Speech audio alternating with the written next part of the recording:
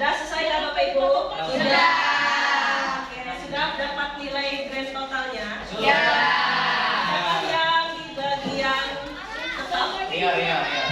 Nilai yang tetap adakah? Tidak ada. Dari 0 sampai 20? Tidak ada. Tidak ada. Adakah yang bertumbuh tetap? 21 sampai 33? Ada yang tetap bertumbuh?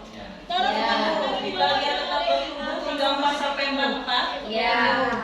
Oke, ada berapa orang Bapak Ibu? Iya. Yang ini 1, 2, 3, 4, 5, 6, 7. Oke, yang di bagian bertumbuh 45 sampai 60. Ada? Ya Bapak Ibu. Nah, jadi puji Tuhan tidak ada yang di dalam kategori tetap dan baru bertumbuh. Ya. Nah, jadi kenapa saya harus uji dulu di awal dengan data yang nyata atau datanya tidak dibuat-buat. Nah, ini berhubungan dengan pola pikir kita Bapak Ibu di sini. Nah, untuk pola pikir bertumbuh kita masuk di materi yang pertama berkaitan dengan pola pikir bertumbuh. Ya.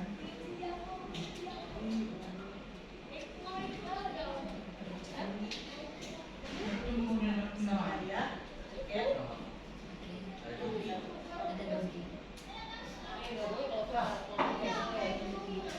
Nah, di sini dari Menteri Pendidikan kita, Profesor Abdul Mufti mengatakan bahwa kalau orang berpikir dengan growth mindset, maka dia yakin masalah yang hanya sedikit itu jalan keluarnya banyak. Ya, karena itu jangan menyerah, jangan putus asa, yakinlah ada jalan keluarnya.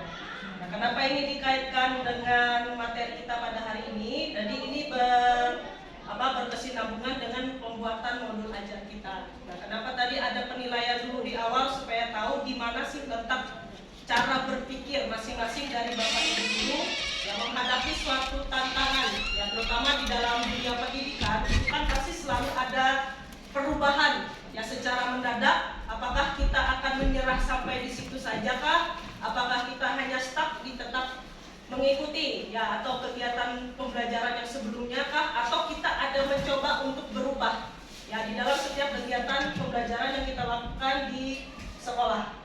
Nah, di sini untuk pola pikir itu ada 3, yaitu dalam pola pikir ada tindakan, ada hasil. Nah, pola pikir akan mendikte tindakan yang dilakukan serta akan menentukan hasil yang diperoleh. Oke, mengapa manusia berbeda-beda? Pola pikir itu adalah kumpulan keyakinan yang akan menentukan cara seseorang itu melihat dan berpikir terhadap sebuah kejadian atau peristiwa. Nah, ini dari buku mindset ini dari Carroll. Nah, ini nanti kalau Bapak Ibu ada waktu juga boleh sambil lihat, ini bukunya bagus Bapak Ibu untuk pola pikir ya, bagaimana kita bisa memilih ya suatu tindakan di dalam setiap kehidupan. Nah, jenis-jenis pola pikir itu ada 2. Nah, ada growth mindset dengan fixed mindset. Nah, kalau untuk yang growth itu adalah keyakinan bahwa kecerdasan dan keterampilan itu bisa dikembangkan lewat belajar dan berusaha. Nah, sedangkan kalau untuk yang fixed mindset itu keyakinan bahwa kecerdasan dan keterampilan itu bersifat tetap. Ya, yang tidak banyak bisa diubah. Nah, yang tidak bisa tetap diubah ini ya itu tadi yang kalau tadi ada yang di bagian poin yang ditetap dengan baru bertumbuh. Ya, yang tadi syukurnya Bapak Ibu tidak ada di dalam kategori itu. Ya. Lanjut.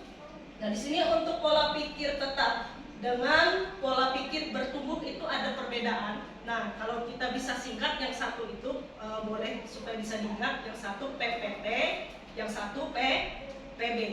Nah, kalau untuk yang PPB, nah pola pikir tetap, nah itu misalkan kalau ada tantangan, nah yang pertama, kalau kita ada diberikan tantangan, nah biasanya kalau Bapak Ibu misalkan ada diberi tugas, ya misalkan diberi tugas, apakah nanti respon Bapak Ibu itu menerima, apakah nanti respon Ibu itu nanti menghindar, ya misalkan ada tantangan, ya apakah nanti Bapak Ibu berpikirnya yang di pola pikir bertumbuhkah atau nanti di pola pikir yang tetap. Nah, kalau nanti misalkan Bapak Ibu berpikir secara PPT, nah nanti dia masih pilihannya untuk menghindar suatu masalah. Nah, sedangkan kalau nanti Bapak Ibu berpikir secara pola pikir bertumbuh, nanti Bapak Ibu menerima tantangan yang akan dihadapi. Nah, kemudian yang kedua, nah di sini ada rintangan. Ya, rintangan yang akan dihadapi. Apakah nanti Bapak Ibu tetap bisa ya melanjutkan atau bertahan ya dengan rintangan yang akan dihadapi? Apakah nanti Bapak Ibu memilih untuk menyerah?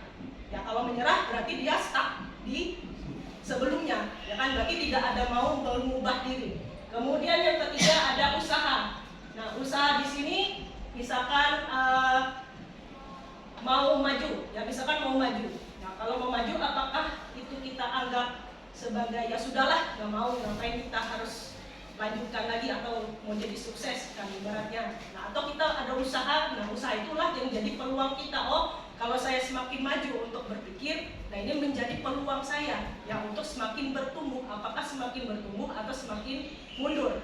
Nah, kemudian untuk kritikan. Nah, kritikan juga ada dua di sini. Apakah Bapak Ibu pilihnya yang bertumbuh kah atau yang pola pikirnya tetap? Nah, kalau yang untuk kritik biasanya kan ada yang menerima, ada yang tidak menerima. Nah, biasanya kritikan itu kan untuk membangun, ya kan, untuk membangun kita, misalkan ini untuk perbaikan kita ke depan. Ada juga yang berpikirnya kritikan itu adalah sebagai ancaman. Ya, sudah dikritik, dan jadi kalau dikritik semakin kita tidak mau berkembang. Ya sudahlah, ngapain aku lanjutkan lagi pekerjaan saya misalkan. Kalau cuma seperti ini ya udah selesai lakukan lagi. Nah, jadi kritikan ini adalah untuk perbaikan. Ya, jadi menerima. Kemudian yang terakhir, misalkan ada teman kita, ya misalkan teman kita ada sukses, ya misalkan sukses mencapai sesuatu atau mengerjakan sesuatu. Nah, apakah tanggapan kita orang yang sukses itu bisa menjadi inspirasi kita kah? Atau itu hanya ancaman kita? Misalkan dia semakin sukses, ya nanti posisiku misalkan sebagai A atau B nanti terancam, digantikan misalkan, ya. Nah, jadi ini ada dua pola pikir, apakah kita mau stuck di situ saja kah atau kita mau maju. Nah, itu salah satu pola pikir yang bisa kita gunakan ya di dalam kita mengambil suatu keputusan. Nah, kenapa ini dibahas dulu di awal sebelum kita belajar pembelajaran mendalam? Nah, itu karena ya pola pikir kita dulu yang harus diubah. Ya, mindset kita dulu sebagai guru yang harus diubah. Nah, kalau dari guru nggak mau berubah, ya nanti kita tetap dalam proses pembelajaran seperti itu saja. Ya, perkembangannya ya kita hanya datang ke sekolah, hanya memberikan materi, sekadar materi seperti ini tanpa kita memperhatikan siswa. Ya, mau tidak mau, ya mau tidak mau kita harus mengerti terus sebagai guru, ya kan, karena itulah tugas kita. Ya, kita selalu dituntut, ibaratnya selalu dituntut harus seperti ini, ya jadi mau tidak mau. Nah, jadi mindset inilah yang harus kita ubah dari awal. Ya, jadi mindsetnya seperti apa? Kita menghadapi dengan beragam macam ya siswa-siswa yang ada di setiap tahun. Ya, di setiap tahun pasti selalu berubah. Cara belajarnya juga berubah. Setiap siswa pun juga punya pola pikir yang berbeda. Apakah kita mau menyerah? Misalkan menyerah dalam pembelajaran hanya mengikuti di tahun sebelumnya kah, atau kita semakin berkembang? Nah, jadi mindset itulah yang perlu ditanamkan supaya nanti kita bisa membuat perubahan, terutama di dalam dunia pendidikan. Nah, jadi siapa lagi kalau tidak kita sendiri, ya. Jadi itu salah satu pola pikir yang bisa kita olah ya dari berbagai macam. Apakah Bapak Ibu memilih untuk menjadi PPT? Apakah Bapak Ibu tetap memilih untuk menjadi PBB? Ya, bukan PBB ya Bapak Ibu, tapi PPB. Nah, ini biasanya sering sedikit. Ya, jadi itu. Nah, untuk mindset kita nanti dalam membuat modul ya atau pembelajaran mendalam. Oke, adakah yang mau ditanyakan dulu Bapak Ibu sampai di sini? Sudah jelas. apa sih menyambung jelas jelas Sudah? Oke, kalau sudah ya, jadi dari data itu tadi Bapak Ibu sudah bisa menilai diri sendiri. Berarti Bapak Ibu prosesnya sedang bertumbuh terus. Ya, jadi tidak stuck di situ tapi bertumbuh. Berarti kalau yang sudah di tahap grow, berarti pola pikirnya sudah bisa ya mengolah untuk menghadapi tantangan besar. Maunya naik terus, jangan sampai turun. Ya. Oke, kita lanjutkan. Petrus berapa? Apa? Aku 43. Tuanya kamu dong. Oke, Bukan umurku. kita lanjutkan. Orang lagi merekam. Ya, sekarang kita bisa masuk ke dalam pembelajaran mendalam. Nah, biasanya kan Bapak Ibu kadang-kadang kita dengar bahasa itu kan deep learning terus, deep learning. Nah, kemarin kami sudah disampaikan oleh mentor kami. Nah, itu untuk menyebutkan bahasa deep learning itu sudah tidak dianjurkan. Nah, itu sudah disampaikan oleh Menteri juga. Nah, jadi untuk penggunaan bahasa asing itu sudah kita hilangkan. Jadi di sini kita nanti untuk penyebutannya sudah menggunakan bahasa Indonesia. Jadi pembelajaran mendalam. Nah, jadi kami kemarin dimintai tolong beritahukan untuk sekolah-sekolahnya masing-masing bahwa untuk kita dalam menyebutkan pembelajaran mendalam itu tidak lagi menggunakan bahasa asing. Ya, jadi kita usahakan menggunakan bahasa Indonesia. Nah, jadi biasakan nanti kita akan selalu menyebutkan pembelajaran mendalam. Jadi tidak lagi menggunakan bahasa deep learning. Mungkin yang sebelumnya sudah pernah, ya. Jadi kita selalu mengingatnya deep learning. Nah, ternyata sekarang untuk penyebutan di tahun ini itu diubah menjadi pembelajaran mendalam. Ya, perubahannya hanya di bahasa. Nah, di sini dikatakan apa sih itu pembelajaran mendalam? Nah, jadi pembelajaran mendalam adalah pendekatan yang memuliakan dengan menekankan pada penciptaan suasana belajar dan proses pembelajaran berkesadaran, bermakna, dan menggembirakan. Nah, melalui olah pikir, olah hati, olah rasa, dan olahraga, serta holistik dan terpadu. Nah, memuliakan di sini dalam penerapan PM itu semua pihak yang terlibat itu saling menghargai, ya, dan menghormati dengan mempertimbangkan potensi, martabat, dan nilai-nilai kemanusiaan. Oke. Nah, dari pembelajaran mendalam itu ada 3. Nah, jadi yang disebut berkesadaran, bermakna, dan menggembirakan. Nah, maksudnya berkesadaran di sini apa? Di dalam pengalaman belajar peserta didik itu diperoleh kesadaran untuk menjadi pembelajar yang aktif dan mampu meregulasi diri.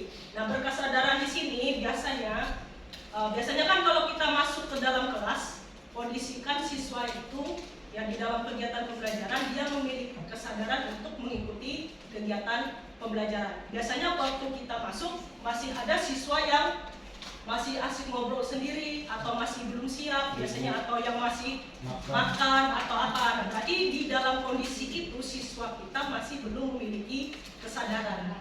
Nah, ini yang dimaksud dengan berkesadaran. Ya, kalau di dalam kondisi lingkungan kelas itu berarti siswanya kita harus kondisikan dulu bahwa kalau kita sudah masuk ke dalam kelas berarti siswa sudah siap di mejanya masing-masing. Nah, berarti itu sudah mulai ada ditumbuhkan rasa kesadaran. Nah, mungkin ada berapa siswa mungkin di pengalaman Bapak Ibu masing-masing itu biasanya masih ada. Terutama saya sendiri pun juga merasakan masih ada siswa kita baru sudah datang dalam kelas, siswanya masih belum siap buku dan lain-lain.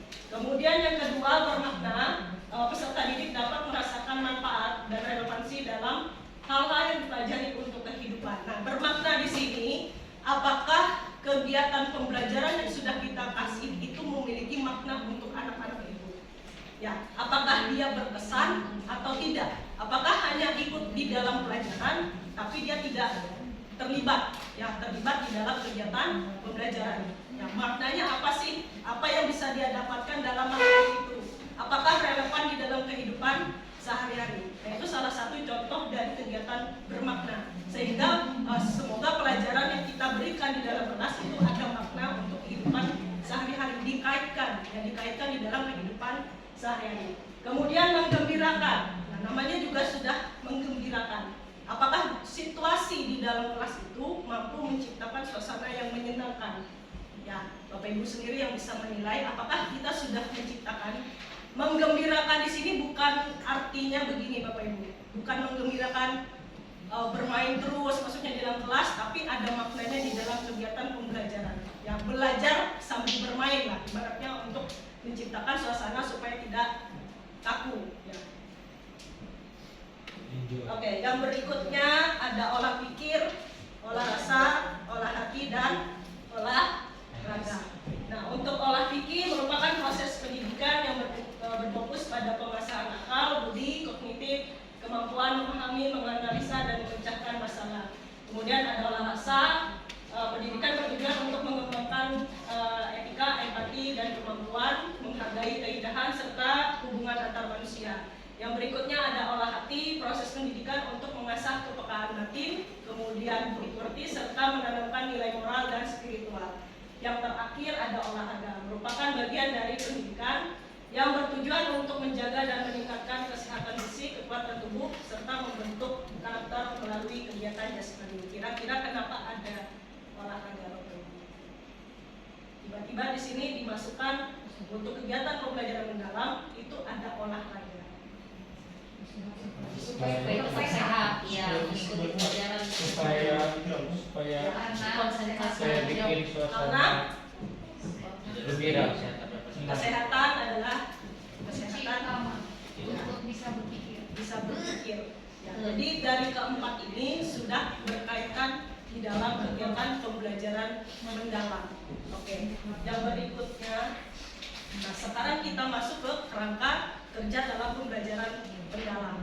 Yang mungkin Bapak Ibu sudah pernah ikut kegiatan MGMP atau kegiatan-kegiatan yang lain, ya, yang berkaitan dengan pembelajaran mendalam. Mungkin sudah sering maksudnya, tapi kalaupun ada yang belum, nah ini salah satu kerangka pembelajaran mendalam yang diterapkan oleh menteri kita. Nah, yang pertama, pembelajaran mendalam itu tidak bisa berdiri tanpa ada komponen-komponen yang lain. Nah, yang pertama di sini nanti ada dimensi profil lulusan, kemudian nanti ada dua prinsip pembelajaran, yang ketiga nanti ada pengalaman belajar, dan yang terakhir nanti kerangka pembelajaran. Nah, kalau sudah memahami empat ini, nanti Bapak Ibu sudah bisa mengolah modul. Ya, modul yang akan dibuat, dan nanti di sini modulnya saya berikan nanti kerangkanya yang umum, ya, yang umum, yang tidak seperti yang biasanya kita bikin lengkap gimana, dan nanti itu memudahkan Bapak Ibu untuk membuat kerangkanya. Nah, untuk dimensi profil lulusan, kalau dulu kan namanya profil pelajar Pancasila. Kalau sekarang disebutkan dimensi profil lulusan. Kalau dulu profil Pancasila ada berapa Bapak Ibu? Ada berapa? 5. Ada 5? Ya, ada 5. Nah, sedangkan kalau di dimensi profil lulusan sekarang itu ada 7. Ya, nanti 7 yang ini nanti ada 8. Mohon maaf Bapak Ibu, ada 8. Nanti tambahannya ada di bagian yang mana? Ya, nanti di sini ada kerangkanya masuk dari lingkaran ini seperti apa. Dan nanti yang pertama untuk pembelajaran mendalam kita menemukan dimensi profil lulusan di sini yang bagian tengah. Dan nanti kita kalau sudah mengerti di bagian dimensinya, baru nanti bisa masuk ke prinsipnya. Nah, prinsipnya itu nanti ada 3, ada yang berkesadaran yang tadi sudah kita bahas bersama, mendominakan dan bermakna. Kemudian untuk pengalaman belajar itu nanti ada 3, yaitu mengaplikasi, merefleksi, dan memahami. Dan yang terakhir nanti di kerangka pembelajaran itu ada yang disebut dengan lingkungan pembelajaran, ada yang disebut praktik ekstremis, ada kemitraan pembelajaran, dan pemanfaatan digital. Nah, jadi yang inilah kerangka yang nanti kita masukkan ke dalam modul pembelajaran. Ya, jadi diingat-ingat Bapak Ibu untuk tahapannya nanti semuanya ini nanti harus memuat di dalam modul pembelajaran. Oke, 8 dimensi profil lulusan. Nah, yang pertama keimanan dan ketakwaan kepada Tuhan Yang Maha Esa. Kemudian yang kedua nanti ada kewargaan. Kalau dulu di profil, ya, di profil Pancasila itu sebutnya kebinekaan, ya, salah. Kebinekaan. Nah, sekarang berubah namanya menjadi kewargaan. Kewargaan itu berarti umum. Ya, kalau kebinekaan, jadi hanya di seputar Indonesia, ya, ibaratnya. Kalau bahasanya, kalau kewargaan itu sudah mencakup umum. Ya.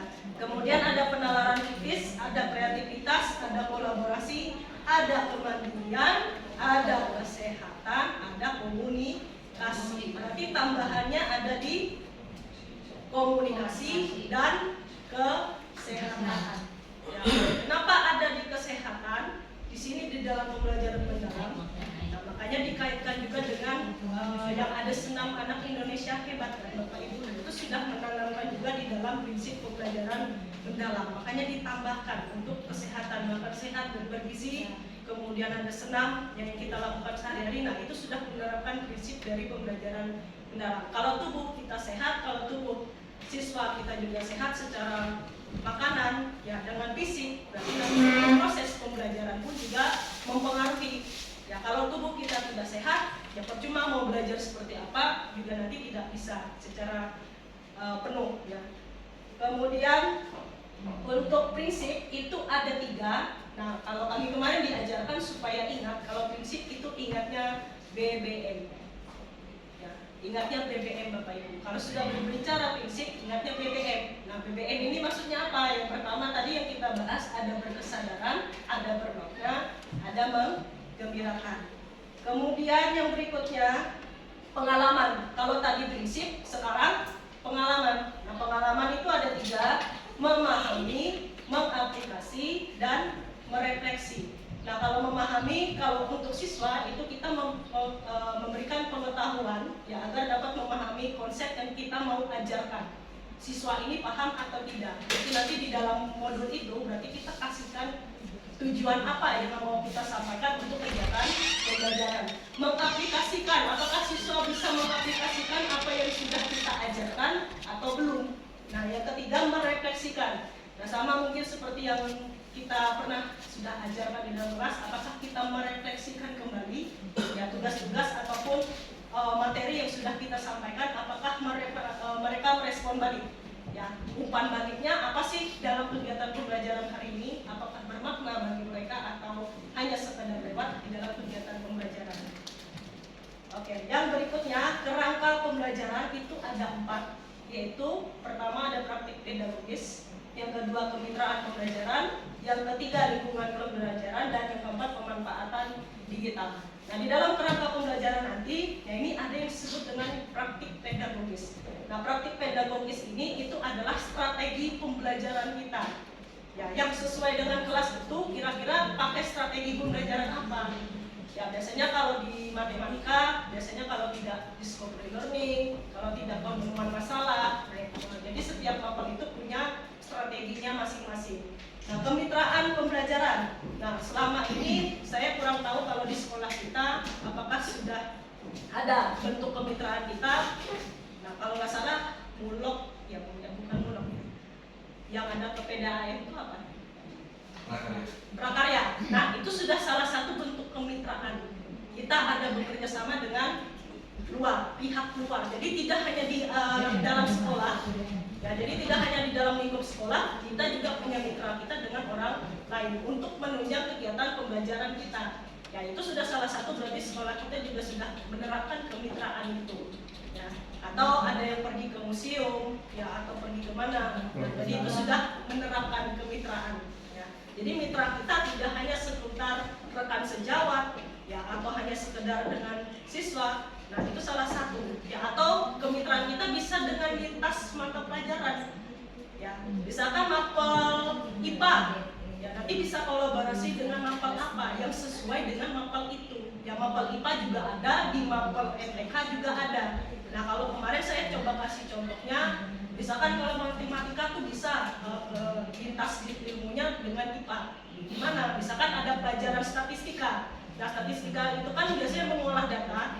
Nah, kalau biasanya yang saya ingat kalau yang IPA itu ada praktek pertumbuhan kan. Nah, untuk pertumbuhan tanaman. Nah, itu bisa dihitung. Nah, jadi prakteknya itu bisa kita lintas mata pelajaran. Ya, atau seni budaya. Nah, seni budaya juga bisa dikaitkan dengan mitranya dengan PJOK. Seni budaya misalkan tari.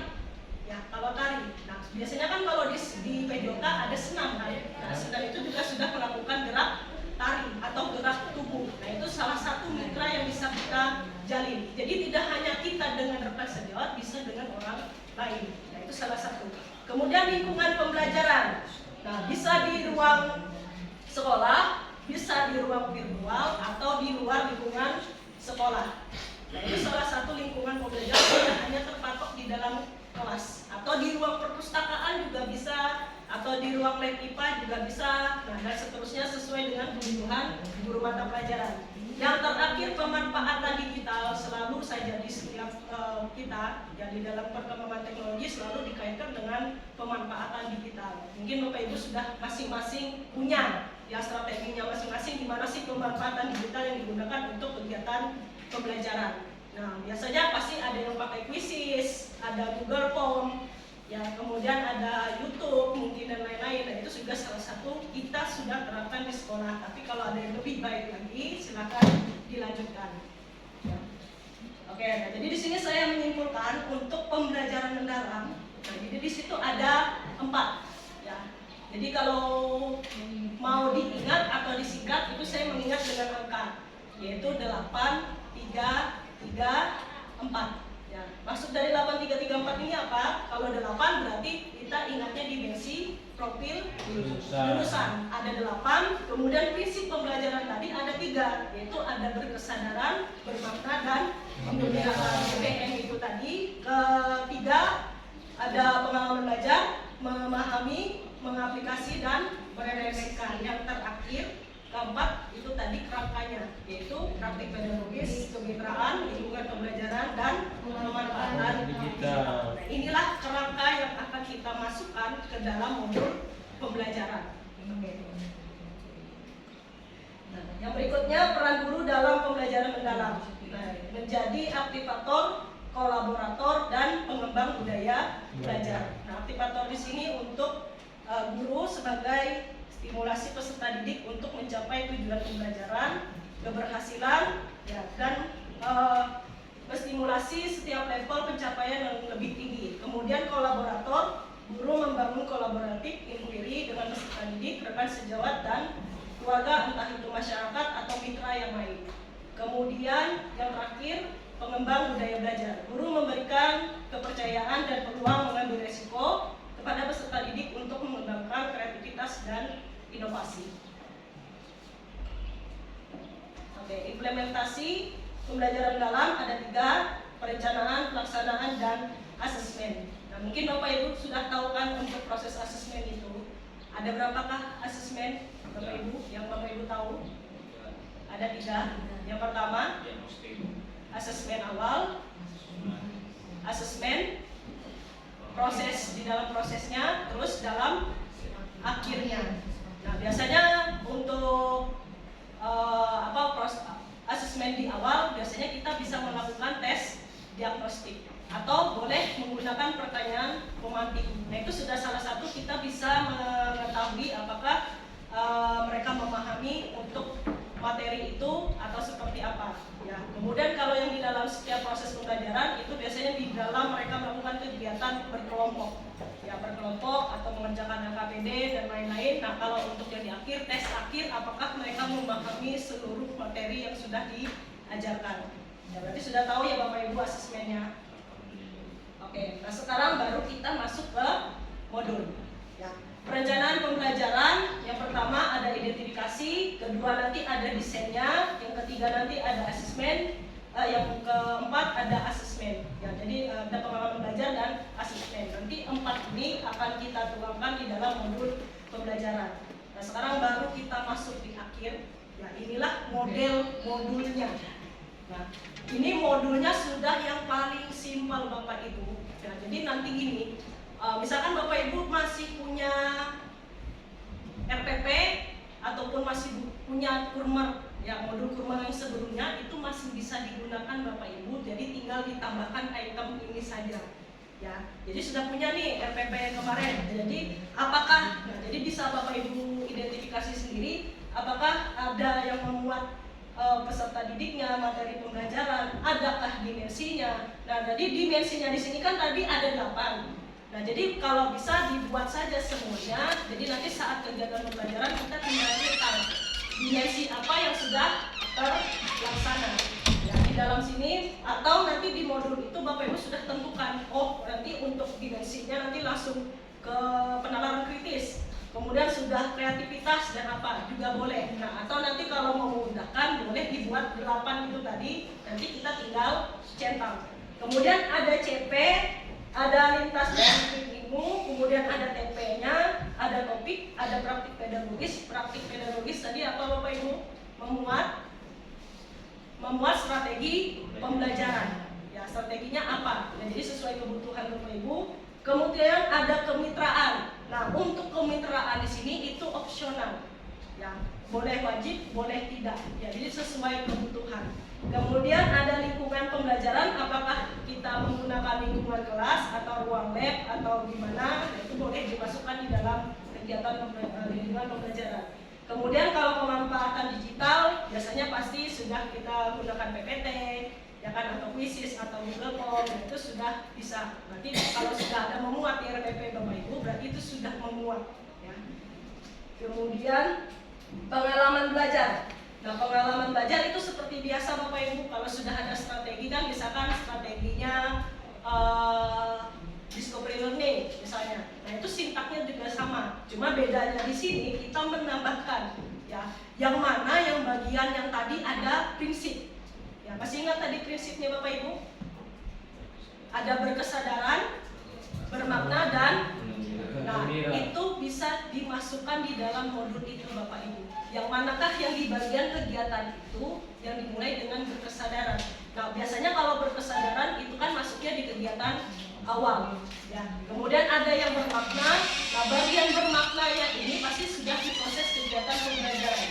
Nah, atau bagian yang menggembirakan, itu menggembirakannya di bagian mana. Nah, jadi dalam 3 prinsip itu, ya, jadi tidak masalah tidak semuanya.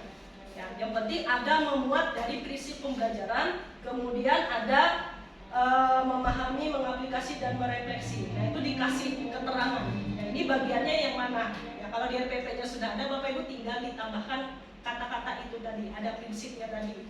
Ya.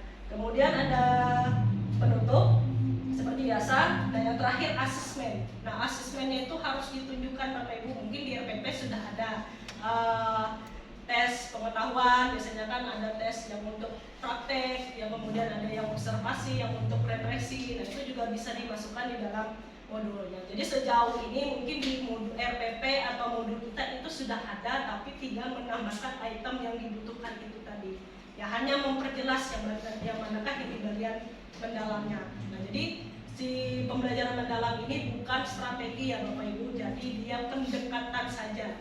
Ya, pendekatan saja. Jadi kadang-kadang kan ada yang masih mengira pembelajaran mendalam itu adalah strategi. Padahal bukan strategi Bapak Ibu, tapi menambahkan item yang ada di kegiatan pembelajaran kita. Ya, jadi menambahkan langkah-langkah yang ada di dalam kegiatan pembelajaran yang kita rancang. Ya, jadi inilah apakah sudah adakah pengalaman bermaknanya, apakah sudah adakah yang pengalaman dan berkesadarannya dari siswa itu, apakah sudah terlaksana. Nah, jadi itulah nanti yang akan kita terapkan di dalam kegiatan kita di dalam kelas kita masing-masing. Nah, jadi harapannya dari kegiatan ini ya Bapak Ibu bisa menerapkan ya apa yang sudah kami dapatkan kemarin di pelatihan. Harapannya itu Bapak Ibu juga semuanya bisa ya mengolah atau membuat modul pembelajaran yang ada. Jadi jangan khawatir, misalkan RPP-nya masih yang ini, masih yang itu. Jadi tinggal ditambahkan itemnya saja. Ya, jadi apakah ini bermakna atau tidak? Ya, atau nanti sudah bisa kita terapkan atau tidak. Nah, sejauh ini inilah yang bisa saya sampaikan ya untuk Bapak Ibu sekalian ya terkait dengan kegiatan pembelajaran mendalam. Nah, nanti untuk kerangkanya nanti saya kirimkan di dalam grup kita.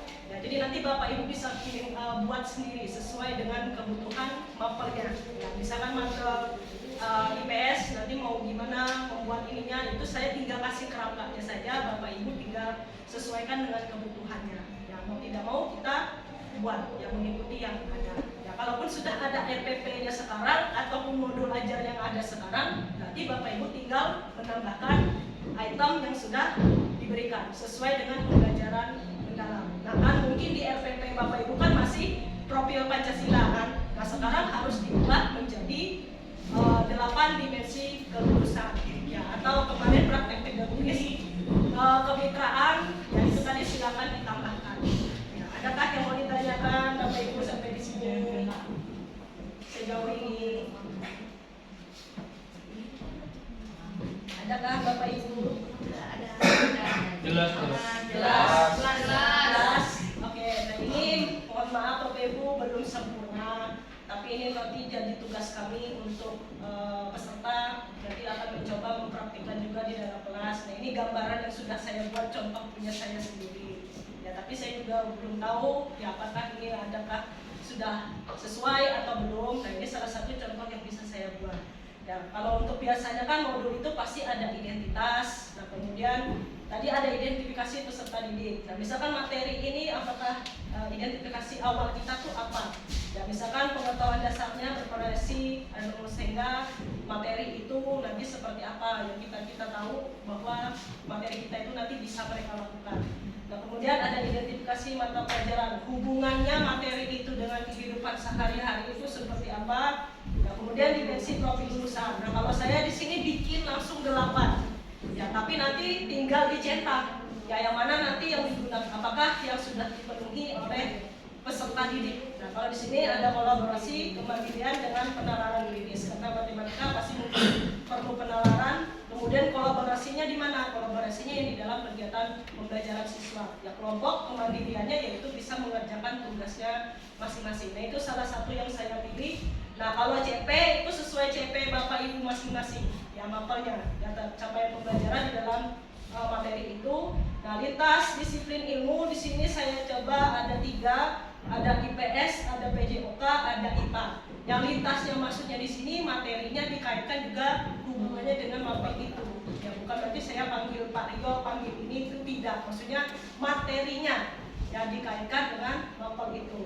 Tujuan pembelajaran seperti biasa, ya sesuai tujuan pembelajaran yang mau dicapai oleh siswa. Kemudian topik pembelajaran. Nah, praktik pedagogisnya di sini saya mengambil yang PBL, pembelajaran bermasalah. Mereka memecahkan suatu permasalahan yang di dalam LKPD. Nanti mereka pecahkan sendiri sesuai kelompoknya. Kemudian metode observasi dalam pengamatan, diskusi tanya jawab, dan presentasi kelompok. Nah, sementara ini kemitraan yang saya ambil yaitu guru dengan siswa. Nah, lingkungan pembelajaran ada 3, secara fisik, secara virtual, dan budaya belajar. Nah, di sini ada kelas, lingkungan sekolah ataupun rumah, kemudian platform daring untuk berdiskusi dengan teman. Karena kegiatannya berkelanjutan, ya berarti ada diskusi kelompok ya, kan masih berlanjut, mungkin via WA atau gimana mereka bisa saling berkomunikasi. Nah, pemanfaatan digital di sini perencanaannya dari link ya atau link, pelaksananya melalui video YouTube. Untuk asesmennya kalau kita memanfaatkan digital yang pakai Google Form yang paling sederhana itu menurut saya. Nah, kemudian pengalaman belajar, langkah-langkah pembelajaran. Di sini contohnya tadi yang saya sampaikan, kita masukkan yang prinsipnya tadi, pengalamannya tadi, ya sampai di asesmennya. Nah, di sini saya buat di kegiatan awal, identifikasi kegiatan awalnya. Nah, kesadarannya dimulai di awal. Ya, proses menggembirakannya juga ada. Nah, di sini sudah ada beberapa sintak yang saya buat sesuai dengan sintak PBL itu tadi. Nah, di kegiatan inti memahami. Nah, kalau di kegiatan inti kan sudah mulai kegiatan memahami, kan. Kemudian berkesadaran untuk menyelesaikan